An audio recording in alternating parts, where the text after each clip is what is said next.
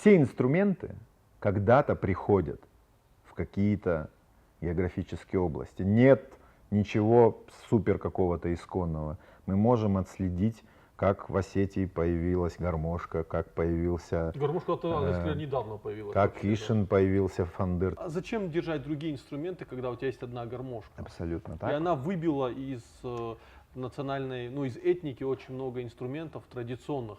И когда ты слушаешь какие-то песни, в которых гармошка, прекрасный инструмент, мне нравится, но когда я слышу, как вот на Ишин фандыре играют, мне кажется, что это вот аутентичнее, что это вот то самое, что я хотел услышать. Гармошка, она немножко всю древность отменяет, как бы, и говорит, теперь я здесь, вот, а вы все не нужны. Но там, где и инструментальные, архаичные инструментальные традиции были сильны достаточно, они выдерживали натиск гармошки, например, в Адыгее.